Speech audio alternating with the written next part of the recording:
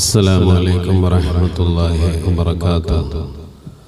الحمد لله نحمده ونستعينه ونؤمن به ونتوكل عليه ونعوذ بالله من شرور أنفسنا ومن سيئات أعمالنا. من يهده الله فلا مضل له ومن يضلل فلا هادي له. ونشهد أن لا إله إلا الله وحده لا شريك له ونشهد أن محمدا عبده ورسوله ورسله بالهدى ودين الحق ليظهره على الدين كله ولو كره المشركون.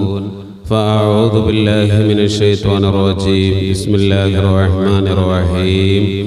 قل هو الله أحد الله الصمد لم يلد ولم يولد ولم يكن له كفوا أحد. പ്രിയമുള്ള മുഅ്മിനീങ്ങളെ, അല്ലാഹു സുബ്ഹാനഹു തആല നാം ഒരുമിച്ച് കൂടിയതുപോലെ അവൻ്റെ സ്വരോഗ സ്വർഗത്തിൽ നമ്മെ സ്നേഹിക്കുന്ന മുഴുവൻ ആളുകളെയും ഒരുമിച്ച് കൂട്ടി അനുഗ്രഹിക്കുമാറാവട്ടെ.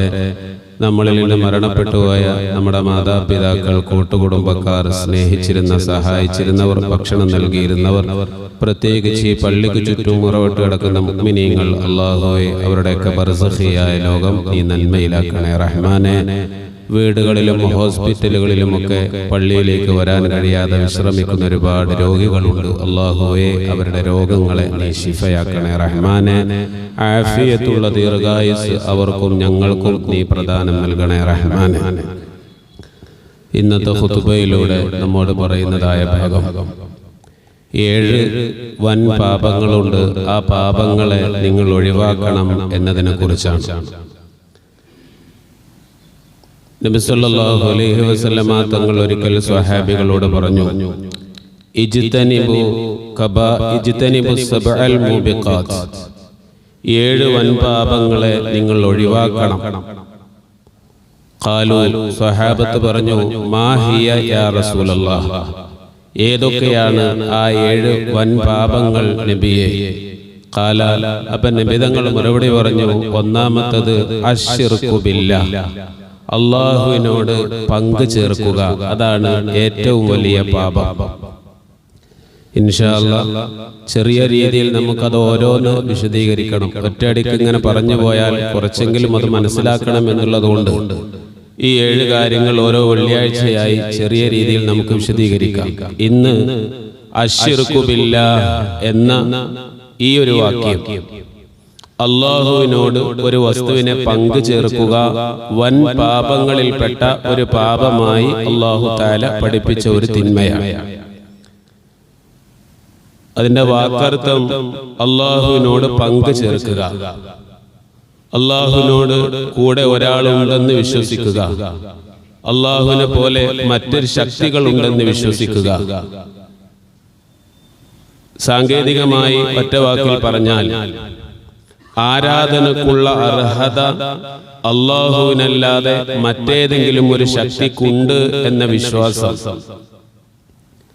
അല്ലാഹ് എന്ന് പറയുമ്പോൾ മുസ്ലിങ്ങളായ നമ്മൾ നമ്മുടെ സൃഷ്ടിച്ച ദൈവം തമ്പുരാന് പറയുന്ന പേരാണ് അല്ലാഹ്. അത് ഇംഗ്ലീഷിലാകുമ്പോൾ ഗോഡ് എന്ന് പറയും, മലയാളത്തിൽ ദൈവം എന്ന് പറയും, തമിഴിലാണെങ്കിൽ ആണ്ടവൻ എന്ന് പറയും. എന്തൊക്കെ പറഞ്ഞാലും ഈ വിവിധ പേരുകളിൽ പറയുന്ന ഒരു ശക്തി, ആ ശക്തിയാണ് അല്ലാഹ് എന്ന് നമ്മൾ അറബിയിൽ പറയുന്നത്.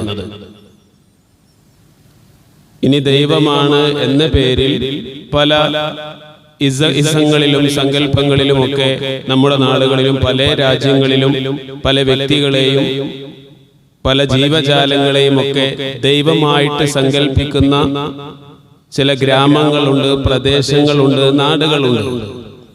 എന്നാൽ വിവിധങ്ങളായ മതഗ്രന്ഥങ്ങൾ നമ്മൾ പരിശോധിക്കുമ്പോൾ ഭൂരിഭാഗം മതഗ്രന്ഥങ്ങളുടെയും അടിസ്ഥാനപരമായിട്ടുള്ള വിശ്വാസം ദൈവം എന്ന് പറയുന്നത് ഒന്ന് തന്നെയാണ് എന്നതാണ്.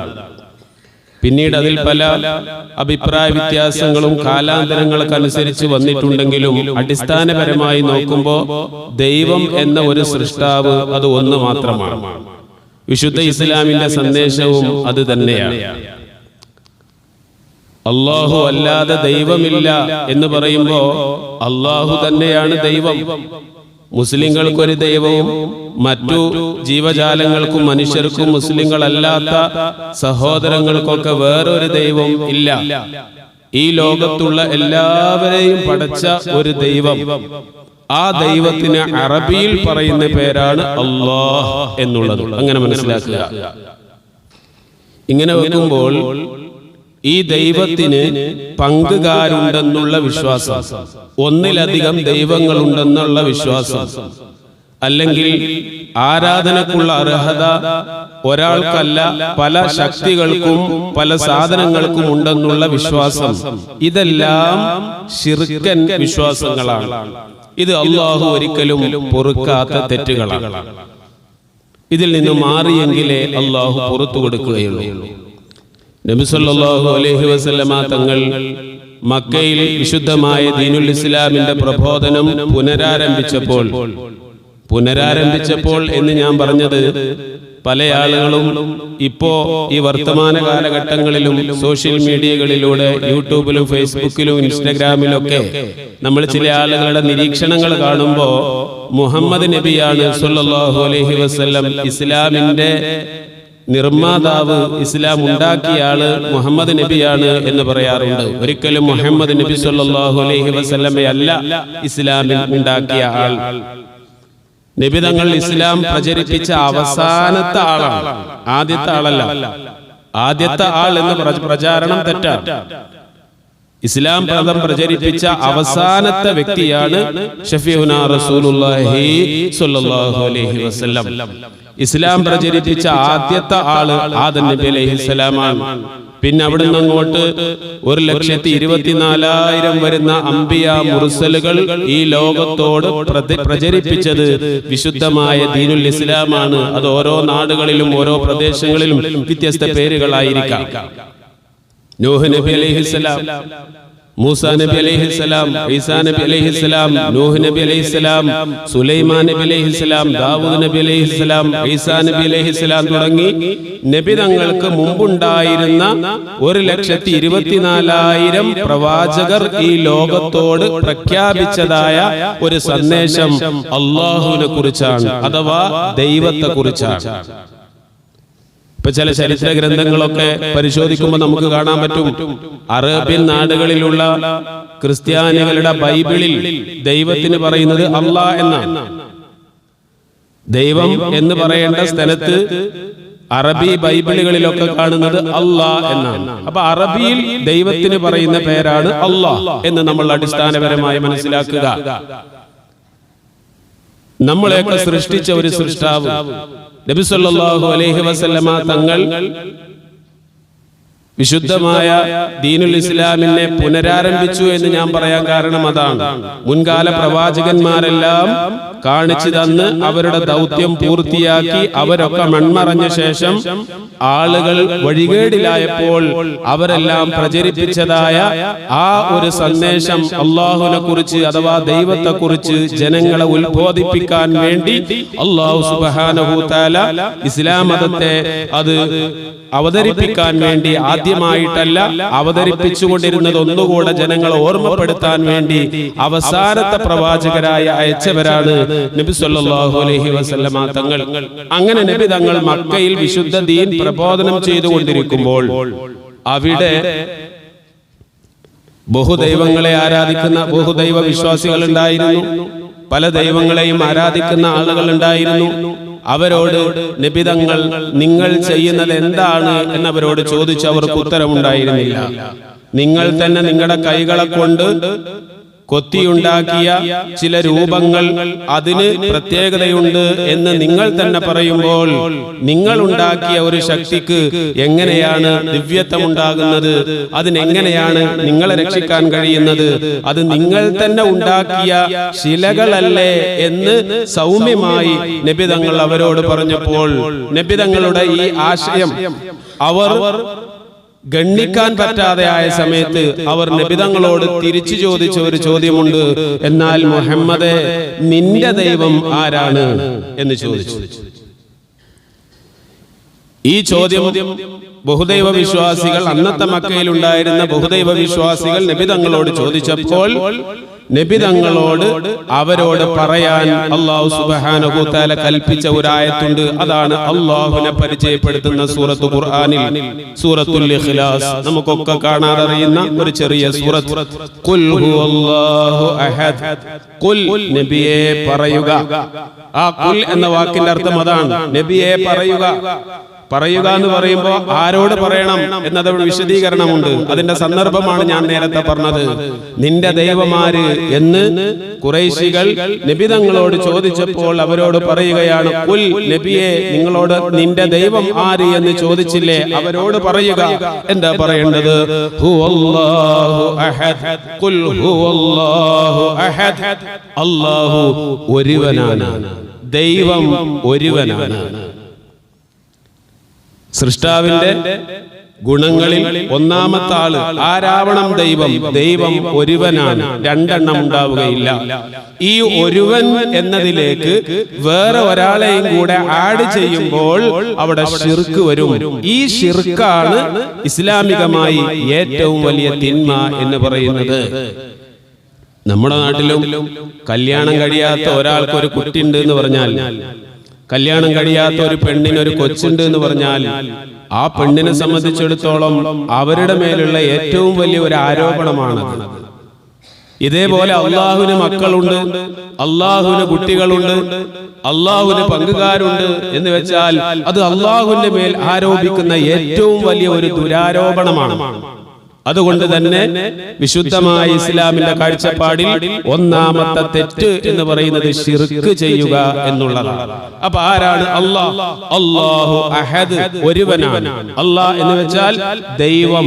എന്നെയും നിങ്ങളെയും ഈ ലോകത്തുള്ള എല്ലാ മനുഷ്യരെയും ജീവജാലങ്ങളെയും സൃഷ്ടികളെയും സൃഷ്ടിക്കുന്ന, പടച്ചിട്ടുള്ള സൂര്യനെയും ചന്ദ്രനെയും നക്ഷത്രങ്ങളെയും ആകാശങ്ങളെയും മഴ പെയ്യിപ്പിക്കുന്ന, ഇവിടെയുള്ള എല്ലാ ചരാചര സൃഷ്ടിച്ച് സംവിധാനിക്കുന്ന ഒരു ശക്തി, അതാണ് ദൈവം. ആ ദൈവത്തിന് അറബിയിൽ പറയുന്ന പേര് അല്ലാഹ്. അങ്ങനെയുള്ള ഒരു ദൈവം ആരാവണം? അത് അഹദാവണം, ഒരാളാവണം, ഒന്നാവണം. ഖുൽ ഹുവല്ലാഹു അഹദ്. ഇനി രണ്ടാമത്തതെന്താ? അല്ലാഹു സ്വമദ്. ഈ അല്ലാഹ് ദൈവം എന്ന് പറയുന്നത് സ്വമദാവണം. സ്വമദ് എന്ന് പറഞ്ഞാൽ എന്താ? ആരെയും ആശ്രയിക്കാത്തവൻ, എല്ലാവരും അങ്ങോട്ട് ആശ്രയിക്കുന്നവൻ. അതാണ് സ്വമദിന്റെ അർത്ഥം. ഒരാളെയും ഇങ്ങോട്ട് ആശ്രയിക്കുന്നില്ല, എന്നാൽ എല്ലാവരും അങ്ങോട്ട് ആശ്രയിക്കും. അങ്ങനെയുള്ള ഒരു ശക്തി, അതാണ് സ്വമദ്. പിന്നെയോ ലം യലിദ് വലം യൂലദ്. അവൻ ജനിച്ചവനല്ല, ജനിപ്പിച്ചവനല്ല, ജനിച്ചവനുമല്ല. അപ്പൊ ഒരാളുടെയും പിതാവല്ല, ഒരാളുടെയും മകനല്ല. പുത്രനായ ദൈവം, പിതാവായ ദൈവം, അങ്ങനെയില്ല. ദൈവം ഒന്നേ ഉള്ളൂ. പുത്രനായ ദൈവം എന്ന് വെച്ചാൽ ദൈവത്തിന് മക്കളുണ്ടെങ്കിൽ അത് ദൈവം തന്നെയല്ലേ? മനുഷ്യന്റെ ഒരു കുട്ടി എന്ന് പറഞ്ഞാൽ മനുഷ്യക്കുട്ടി, കുറെ കഴിയുമ്പോൾ അവൻ മനുഷ്യനല്ലേ? അപ്പൊ കുട്ടി എന്നുള്ളതിന് പ്രസക്തിയില്ല, അത് ദൈവമാണ്. ആനയുടെ കുട്ടി എന്ന് പറഞ്ഞാൽ ആനക്കുട്ടി, ആനയുടെ കുട്ടി ആനക്കുട്ടി എന്ന് ചെറുപ്പത്തിൽ പറയും, പിന്നെ അത് ആന തന്നെയാവൂലേ? എന്നതുപോലെ മനുഷ്യപുത്രൻ എന്ന് വെച്ചാൽ അത് പുത്രനല്ല, അത് ദൈവമാണ്. ഇങ്ങനെയുള്ള ഒരു സങ്കല്പം ഇസ്ലാമികമായിട്ടില്ല, അത് ശിർക്കാണ്. എന്താണ് അല്ലാഹു എന്നതിന്റെ ആൻസർ നബി തങ്ങൾ പറഞ്ഞു കൊടുക്കുകയാണ്. ദൈവം ഒരുവനാണ്, ദൈവം ഒരാളെയും ഇങ്ങോട്ട് ആശ്രയിക്കുന്നില്ല, തിരിച്ച് എല്ലാവരും അങ്ങോട്ട് ആശ്രയിക്കുന്നവനാണ് ദൈവം. ദൈവം ഒരാളെയും പ്രസവിച്ചിട്ടില്ല, വേറെ ഒരാൾ പ്രസവിച്ചിട്ടുണ്ടായതുമല്ല. വലം യകുൽ ലഹു കുഫുവൻ അഹദ്. ദൈവത്തിനോട് തുല്യനായി ഒന്നുമില്ല തന്നെ. ഇങ്ങനെയുള്ള ഒരു ശക്തിയാണ് ദൈവം. അതിന് നമ്മൾ അറബിയിൽ പറയുന്ന പേരാണ് അല്ലാഹ്. ഈ പറയുന്ന വിശ്വാസങ്ങൾക്ക് എതിരായിട്ടുള്ള വിശ്വാസം, അതാണ് ശിർക്ക് എന്ന് പറയുന്നത്. ഒന്നിലധികം ദൈവങ്ങളുണ്ടെന്ന് വിശ്വസിക്കുക, ആരാധനക്കുള്ള അർഹത അല്ലാഹുവിനല്ലാതെ മറ്റേതെങ്കിലും ഒരു ശക്തിക്കുണ്ട് എന്ന് വിശ്വസിക്കുക, മക്കളുണ്ടെന്ന് വിശ്വസിക്കുക ദൈവത്തിന്, ദൈവത്തെ പോലെ വേറെ ഒരാളുണ്ട് എന്ന് വിശ്വസിക്കുക, ദൈവത്തിന്റെ കഴിവ് പോലെ വേറെ ഒരാൾക്കൊരു കഴിവുണ്ടെന്ന് വിശ്വസിക്കുക. ഇതെല്ലാം ശിർക്കിന്റെ വിശ്വാസങ്ങളാണ്. ഇങ്ങനെയുള്ള ശിർക്കൻ വിശ്വാസങ്ങളാണ് വിശുദ്ധ ഇസ്ലാമിൽ ഏറ്റവും വലിയ പാപമായി ഹബീബുനാ റസൂലുള്ളാഹി സ്വല്ലല്ലാഹു അലൈഹി വസല്ലം തങ്ങൾ പറയുന്നത്. അൽഹംദുലില്ലാഹ്, അല്ലാഹുവിന്റെ അപാരമായ അനുഗ്രഹങ്ങളെ കൊണ്ട് നമുക്കതൊക്കെ അംഗീകരിക്കാൻ ഭാഗ്യം ലഭിച്ചവരാണ്. അപ്പൊ ലോകത്തുള്ള ആളുകളൊക്കെ മോശക്കാരാണോ ഉസ്താദേ? അങ്ങനെ നമുക്ക് വിശ്വസിക്കാൻ പാടില്ല. ഒരു മനുഷ്യൻ വിജയിയാണോ പരാജയിയാണോ എന്ന് തീരുമാനിക്കുന്നത് മരിക്കുന്ന ആ ഒരു ഘട്ടങ്ങളിലാണ്. നമ്മുടെ നാട്ടിലൊക്കെ നമ്മളൊക്കെ മുഅ്മിനീങ്ങളാണ്. നമ്മൾ അതിൽ അൽഹംദുലില്ലാഹ് അല്ലാഹുവിനോട് പറയുന്നു, ആ മരിക്കുന്ന സമയത്തും ഈമാൻ കിട്ടി മരിക്കണം എന്ന് ദുആ ചെയ്യുന്നവരാണ് നമ്മൾ. എന്നാൽ ഇന്ന് വരെ ലാ ഇലാഹ ഇല്ലല്ലാഹ് പറയാത്ത ഒരുപാട് ആളുകൾ ലോകത്തുണ്ട്. അവരൊക്കെ മോശക്കാരാണെന്ന് നമുക്ക് പറയാൻ പാടില്ല. മരിക്കുന്നതിന്റെ മുമ്പ് നമ്മളൊന്നും അറിഞ്ഞില്ലെങ്കിലും നമ്മളൊന്നും മനസ്സിലാക്കിയില്ലെങ്കിലും ലോകം മുഴുവൻ അവൻ ലാ ഇലാഹ ഇല്ലല്ലാഹ് അംഗീകരിക്കാത്തവനാണ് എന്ന് മുദ്രകുത്തിയാലും മരിക്കുന്നതിന്റെ തൊട്ടു മുമ്പ് അവൻ മനസ്സുകൊണ്ട് അല്ലാഹുവിനെ അംഗീകരിച്ചാണ് ഈ ലോകത്ത് നിന്ന് വിട പറഞ്ഞു പോയിട്ടുള്ളത് എങ്കിൽ നമ്മുടെ ദൃഷ്ടിയിൽ അവൻ അല്ലാഹുവിനെ അറിയാത്തവനാണ്, അവൻ പരലോകത്ത് വിജയിയാണ്. ഇത് വെക്കുമ്പോ ലോകത്തുള്ള ഒരാളെയും ഒന്നിന്റെ പേരിലും നിസ്സാരപ്പെടുത്താൻ, മോശക്കാരനാക്കാൻ ഒരു മനുഷ്യനും കഴിയില്ല. അത് സത്യമാണ്, അത് യാഥാർത്ഥ്യമാണ്. അതുകൊണ്ട് ഒരു മനുഷ്യനെ കുറിച്ചും ഒരു മതവിശ്വാസിയെ കുറിച്ചും നമുക്ക് അവൻ പരലോകത്ത് ശിക്ഷിക്കപ്പെടും എന്ന് വിധി എഴുതാൻ പാടില്ല. അള്ളാഹുവിനെ അംഗീകരിക്കാതെ മരിച്ചാൽ അവിടെ ശിക്ഷിക്കപ്പെടും എന്നേ പറയാവുള്ളൂ. അപ്പൊ അവന് അത് അംഗീകരിക്കാൻ പറ്റിയോ ഇല്ലേ അത് നമുക്കറിഞ്ഞുകൂടാ. മരിക്കുന്ന സമയത്ത് തൊട്ട് മുമ്പ് അവൻ അംഗീകരിച്ചോ ഇല്ലയോ നമുക്കറിഞ്ഞുകൂടാ. ഈ അല്ലാഹുവിനെയും അഥവാ നമ്മുടെ സൃഷ്ടാവിനെ, ദൈവത്തെ മനസ്സിലാക്കുക, അറിയുക, അവനോട് പങ്കുകാരില്ലാതിരിക്കുക, അവനോട് വേറെ ഒരാളെയും കൂട്ടിച്ചേർക്കാതിരിക്കുക. ഒരേ ഒരു സൃഷ്ടാവ്, ഒരേ ഒരു ദൈവം, അതാണ് നിങ്ങളുടെ സൃഷ്ടാവ്. നമ്മൾ അല്ലാഹ് എന്ന് വിളിക്കുന്നു, മറ്റുള്ളവർ ദൈവം എന്ന് വിളിക്കുന്നു. ഏത് പേരിലായാലും അങ്ങനെയുള്ള ഒരു സൃഷ്ടാവ് ഏകനാണ്, അവന് പങ്കുകാരനില്ല, അവൻ ഒരാളെയും ആശ്രയിക്കുന്നില്ല, എല്ലാവരും അവനെ ആശ്രയിക്കുന്നു. അവൻ ജനിച്ചവനോ ജനിപ്പിച്ചവനോ അല്ല, അവനോട് തുല്യനായി ഒരാളുമില്ല തന്നെ. ഇതാണ് ദൈവം. ഇതിന് എതിരായിട്ടുള്ള ഒരു വിശ്വാസം, ആ വിശ്വാസമാണ് ശിർക്ക് എന്ന് പറയുന്നത്. ഈ ശിർക്കാണ് ഇജ്തനിബു അസ്സബഅൽ മൂബിഖാത്ത്, 7 വൻപാപങ്ങൾ നിങ്ങൾ ഒഴിവാക്കുക. വമാഹിയ യാ റസൂലല്ലാഹ്, അത് ഏത് എന്ന് ചോദിച്ചപ്പോൾ നബി തങ്ങൾ പറഞ്ഞ അശ്ശിർകു ബില്ലാഹ് എന്ന് പറയുന്ന ശിർക്ക്. അല്ലാഹു തആല അതിൽ നിന്ന് നമ്മളെ കാത്തുരക്ഷിക്കുമാറാവട്ടെ. ഇതാണ് വൻപാപം. ഇൻഷാ അല്ലാഹ് രണ്ടാമത്തേത് സിഹ്ർ ആണ്. ഇൻഷാ അല്ലാഹ് മാരണം എന്നൊക്കെ, കൂടോത്രം എന്നൊക്കെ നമ്മൾ അതിന് അർത്ഥം പറയാം. ഇതൊക്കെ ഒരു കാലത്ത് നമ്മൾ സുലഭമായ നാടുകളിൽ ഉണ്ടായിരുന്നു, പിന്നീട് അതൊക്കെ അന്ധവിശ്വാസങ്ങളായി. എന്നാൽ ഇപ്പൊ അത് വീണ്ടും പൊടി തട്ടി പുതിയ പേരുകളിലായി വന്നിട്ടുണ്ട്. ഇൻഷാ അല്ലാഹ് അതിനെക്കുറിച്ച് നമുക്ക് അടുത്ത ആഴ്ച പറയാം. ബ്ലാക്ക് മാജിക് എന്നോ മറ്റേതെങ്കിലും പേരിലോ ഇപ്പൊ സോഷ്യൽ മീഡിയകളിൽ ധാരാളമായി നമുക്കത് കാണാം.